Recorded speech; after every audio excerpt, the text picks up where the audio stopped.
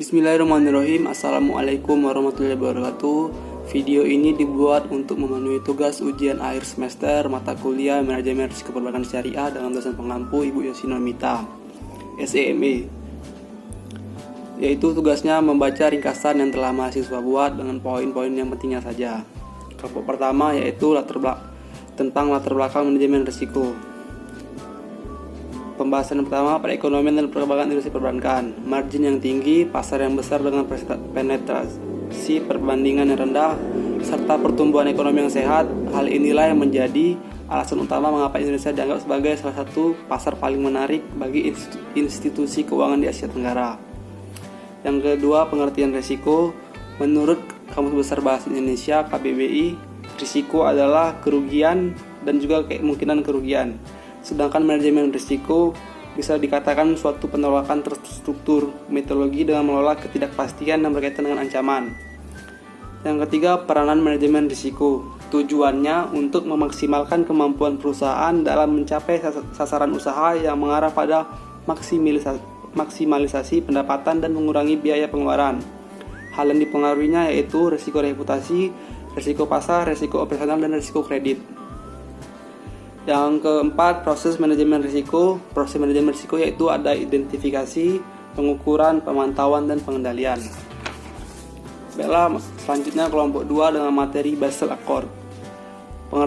Pengertian Basel 1. Basel 1 adalah seperangkat peraturan dan rancang untuk menjaga institusi perbankan pada suatu negara agar tetap bisa berjalan dan terkelola dengan baik. Yang kedua, Basel 2 bertujuan untuk menjamin solidaritas sistem keuangan dengan memastikan kebutuhan termasuk modal mikroprudensial.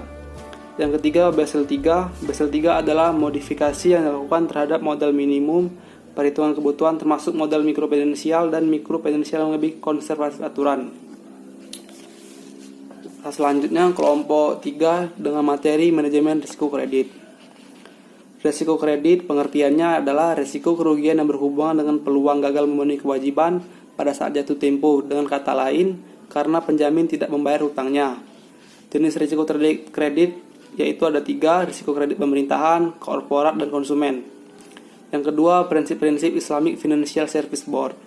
Yang pertama, larangan menetapkan bunga pada semua bentuk dan jenis transaksi. Yang kedua, menjalankan aktivitas bisnis berdasarkan kewajaran dan keuntungan halal. Yang ketiga, mengeluarkan zakat. Yang keempat, larangan menjalankan monopoli. Yang kelima, menjalankan bisnis sesuai syariat Islam. Yang ketiga, batas maksimum pengeluaran dana. Persentase maksimum terrealisasikan pengeluaran dana terhadap modal bank pembiayaan syariah yang mencakup pembiayaan dan penetapan dana. Yang keempat, penerapan manajemen risiko kredit. Penerapannya yaitu yang pertama, pengenalan lingkungan internal dan sasaran. Yang kedua, identifikasi risiko. Yang ketiga, penilaian risiko. Yang keempat, tanggapan risiko. Yang kelima, pengendalian identitas. Yang keenam, informasi dan komunikasi. Yang ketujuh, pemantauan dan evaluasi. Yang selanjutnya, sistem pengendalian internal. Sistem pengendalian internal ini ada konsep manajemen sesuai dengan yang direkomendasikan. Yang kedua, dasar menghitung ketepatan modal bank. Ketiga, dasar memutuskan kredit. Yang keempat, dasar pengelolaan likuiditas bank. Yang kelima, dasar untuk operasional umum perbankan. Yang keenam, dasar untuk pelaksanaan audit. Tiga, selanjutnya penilaian kualitas aset. Penilaian kualitas aset merupakan rasio yang mengukur kemampuan kualitas aset produktif yang dimiliki bank untuk menutupi aktivitas produktif yang diklasifikasikan berupa kredit yang diberikan oleh bank. Selanjutnya, lembaga pemeringkatan. Lembaga pemeringkat adalah suatu perusahaan yang menerbitkan peringkat kredit bagi para penerbit obligasi. Yang ke-8, mitigasi risiko kredit. Mitigasi risiko kredit ini adalah mengevaluasi potensi risiko, adanya laporan aset nasabah, dan jika gagal bayar, maka harus mengajukan tuntutan kepada peminjam. Yang terakhir, restrukturisasi pembiayaan. Restrukturisasi pembiayaan adalah sebuah langkah dan strategi penyelamatan pembiayaan sebagai upaya bank dalam memperbaiki posisi pembiayaan dan keadaan keuangan perusahaan. Selanjutnya, kelompok 4 dengan materi manajemen risiko pasar dan risiko likuiditas. Manajemen risiko pasar. Manajemen risiko pasar pengertiannya adalah kondisi yang dialami oleh suatu perusahaan yang disebabkan oleh perubahan kondisi dan situasi pasar di luar kendali perusahaan. Yang selanjutnya, risiko inherent pada manajemen risiko pasar.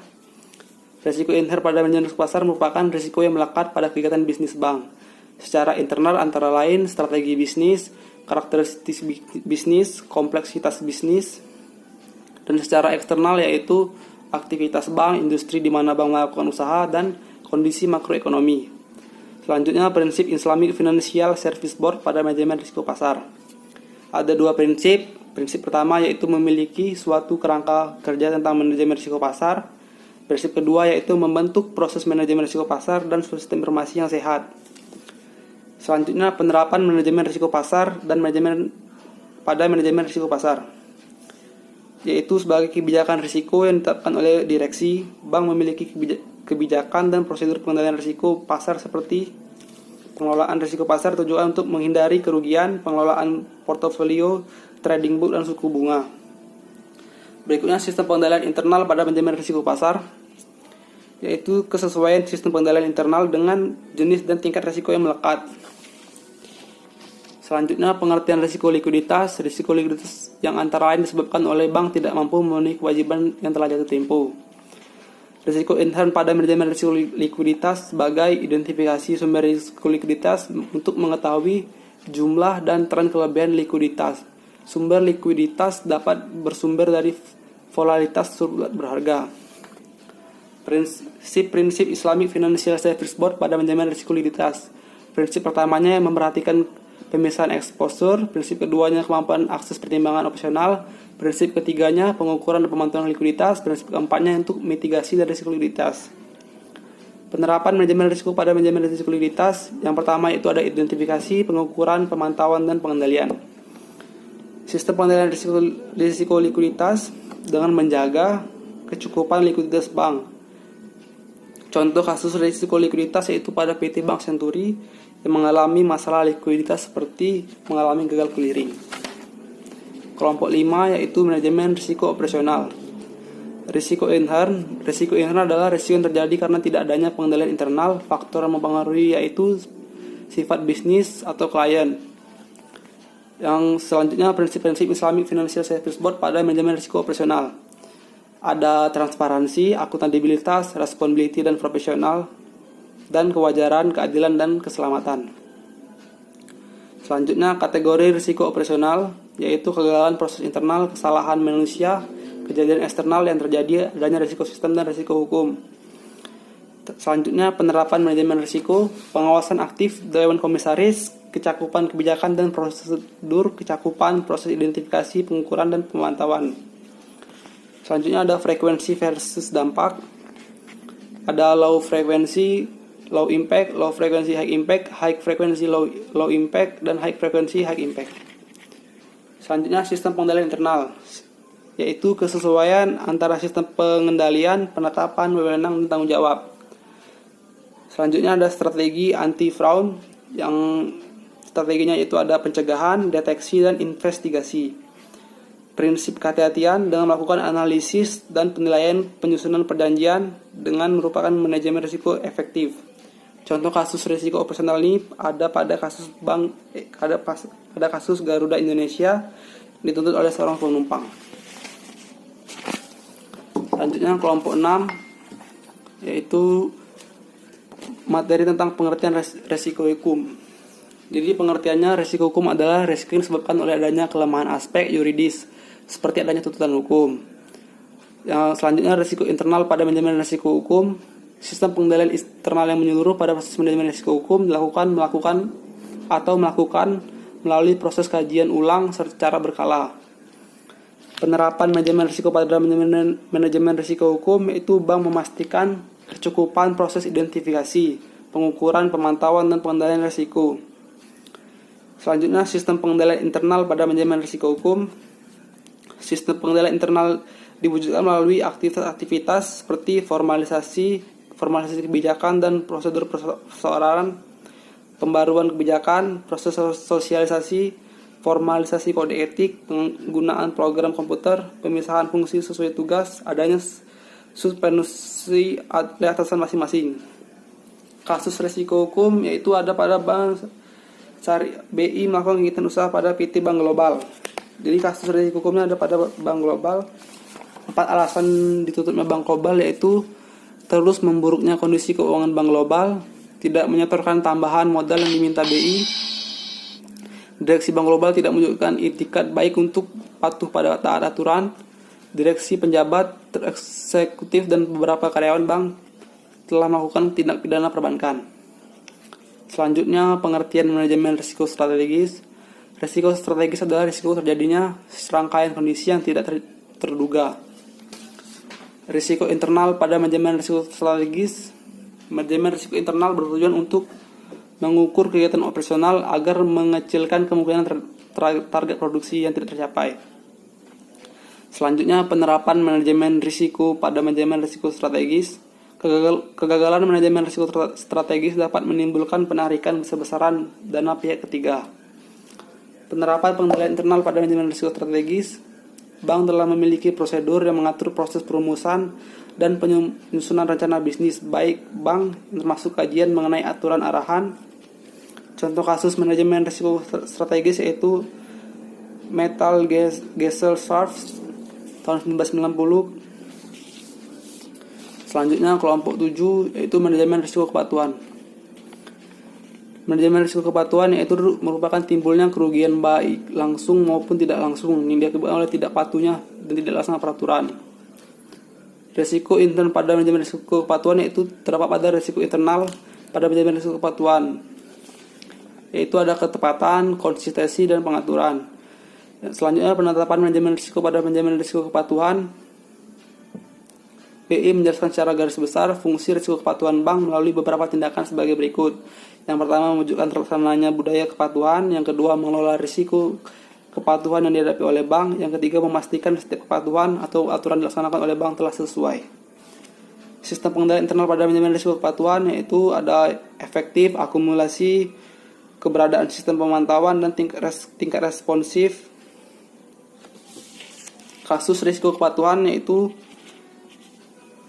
polisi mengamankan 3 pimpinan Bank Syariah Cabang Bogor terkait kasus kredit fiktif. Kelompok 8, materi tentang manajemen risiko reputasi. Manajemen risiko reputasi yang timbul akibat dari menurunnya tingkat kepercayaan stockholder yang bersumber dari perspektif negatif terhadap bank. Risiko intern pada manajemen risiko reputasi yaitu timbul karena adanya pemberitaan, media, dan strategi komunikasi bank yang kurang efektif. Penerapan manajemen risiko pada manajemen risiko reputasi yaitu pengawasan aktif, dewan komisaris dan direksi, kecakapan, kebijakan, prosedur, dan penempatan sistem pengendalian yang intern. Suatu pengendalian intern pada manajemen risiko reputasi yaitu sistem pengendalian yang baik. Contoh kasus risiko reputasi yaitu risiko reputasi tidak menimbulkan dampak secara langsung secara finansial, tapi dalam jangka panjang sangatlah terasa karena menurunkan kepercayaan publik. Masuk dalam UU BI nomor 5 tahun 2003. Selanjutnya kelompok 9 dengan materi yaitu latar belakang kebijakan, layanan, dan nasabah prima. Pelayanan nasabah adalah rangkaian kegiatan sikap dan perilaku petugas bank dalam menerima kehadiran atau dimiliki oleh investasi yang memberikan pelayanan yang sangat memuaskan. Tujuan pelayanan nasabah itu ada 3, yaitu yang pertama care service, yang kedua supporting service, yang ketiga facilitating service. Selanjutnya konsep pelayanan prima ada 6 faktor, yaitu faktor kemampuan, faktor sikap, faktor penampilan, faktor perhatian, faktor tindakan, dan faktor pertanggungjawaban. Dan ada juga konsep pelayanan yaitu sikap mental positif, orientasi kepuasan nasabah, penghayatan terhadap waktu. Selanjutnya penerapan manajemen risiko pada manajemen risiko reputasi, yaitu ada pengawasan aktif, kecukupan dan kebijakan, kecukupan proses identifikasi, sistem penilaian yang intern. Selanjutnya dasar pelayanan nasabah. Dasar pelayanan nasabah itu ada penampilan sopan dan bersih, percaya diri, akrab, senyum, berbicara dengan baik, tenang dan sopan. Sistem pelayanannya itu bentuk fisik kehadapan, ketanggapan, jaminan, dan apati. Selanjutnya kelompok 10 yaitu tentang enterprise risk management. Pengertian ERM adalah suatu proses yang dipengaruhi oleh brand of director dan personel lain dari suatu organisasi, diterapkan strategi dan mencakup organisasi secara keseluruhan. Dengan kata lain adanya kompetensi. Kerangka Enterprise Risk Management ini yaitu ada model CIOSO, terdiri dari 8 komponen. Yang pertama lingkungan internal, penetapan tujuan, identifikasi kejadian, pemikiran risiko, respon risiko, kegiatan pengendalian, informasi dan komunikasi, pengawasan. Model ICO-nya ada komunikasi dan konsultasi, menentukan konteks, perlakuan risiko, monitoring dan review. Profil risiko memiliki tujuan untuk menginformasikan risiko-risiko yang melekat pada setiap aktivitas bank dan sistem kontrol terhadap risiko-risiko tersebut. Kinerja bisnisnya mendukung pengembalian keputusan penting. Manfaat Enterprise Risiko Management ini yaitu peningkatan efektivitas organisasi, pelaporan risiko yang lebih baik, peningkatan kinerja yang bisnis. Tujuannya yaitu untuk mengurangi kejutan yang tidak menyenangkan, meningkatkan hubungan pemangku kepentingan, meningkatkan reputasi perusahaan, meningkatkan efektivitas. Fungsinya yaitu untuk mendapatkan prioritas tingkat dan isi kapasitas risiko yang harus disampaikan. Manajemen modal yaitu adalah aktivitas yang berkaitan dengan pengelolaan keuangan. Value based management yaitu menjamin basis nilai adalah sebuah pendekatan yang riskan. Kelompok 11 yaitu kewajiban penyedia modal minimum. Aspek permodalannya yaitu modal terdiri dari modal inti, modal pelengkap, dan modal pelengkap tambahan. Aspek penyaluran dananya bersumber dari dananya pihak ketiga, penyaluran dana dalam berbagai bentuk aktivitas produktif, penyaluran dana dalam bentuk piutang untuk pemilikan, penyaluran dana dalam berbagai bentuk produktif tidak berlagunan. Aspek risiko pasarnya itu bank wajib memperhitungkan risiko pasar. Tata cara perhitungan kebutuhan modal minimum berdasarkan pada perhitungan kebutuhan modal berdasarkan pada pertimbangannya. Yang terakhir, selanjutnya itu ilustrasi perhitungan risiko kewajiban penyedia modal minimum. Capital Adequacy Ratio atau CAR adalah rasio kecukupan modal yang berfungsi sebagai menampung risiko kerugian yang memungkinkan dihadapi oleh bank. Terakhir, format kewajiban penyedia modal minimum dan aset tertimbang menurut risk. Kelompok 12 yaitu materi tentang sistem penilaian tingkat kesehatan lembaga keuangan Islam. Yang pertama, agensi penilaian tingkat kesehatan. Penilaian tingkat kesehatan banyak sangat disebabkan banyak bank mengelola dana masyarakat dan dipercayakan kepada bank. Penilaian kesehatan bank di setiap periode. Mekanisme penilaian kesehatannya itu faktor permodalan, kualitas aktivitas produktif, manajemen, rentabilitas, likuiditas, dan pelaksanaan dan ketentuan lain. Faktor penilaian pemodalannya kecukupan, pemenuhan kewajiban penyedia modal. Faktor penilaian asetnya yaitu aset produktif yang diklasifikasikan dibandingkan tabel aset produktif. Faktor manajemennya manajemen umum, penerapan manajemen, faktor manajemen rentabilitas, faktor likuiditas, dan faktor penilaian terhadap risiko pasar. Kelompok 13 yaitu kelompok terakhir tentang Good Corporate Government. Pengertian Good Corporate Government ini adalah suatu mekanisme tata kelola organisasi secara baik dalam melakukan pengelolaan sumber daya organisasi. Prinsip-prinsip GCG di Indonesia itu transparansi, accountability, responsibility, independensi, dan farmasi. Yang ketiga, interaksi antara Good Corporate. Dewan Komisaris ini bertugas untuk melakukan pengawasan atas kebijakan kepengurusan perseorangan. Komitinya ada komite audit dan komite nominasi, komite kebijakan risiko. DPS adalah Dewan Pengawasan Syariah, adalah dewan yang melakukan pengawasan terhadap prinsip syariah. Fungsi kepatuhan itu fungsi audit internal, fungsi eksternal. Konflik kepentingan. Unit usaha syariah dan Good Corporate Governance yaitu aspek penilaian pelaksanaan Good Government, laporan pelaksanaan Good Corporate Governance, dan laporan pelaksanaan Good Corporate Government unit usaha lembaga keuangan Islam. Baiklah, itu saja yang saya sampaikan. Wassalamualaikum warahmatullahi wabarakatuh.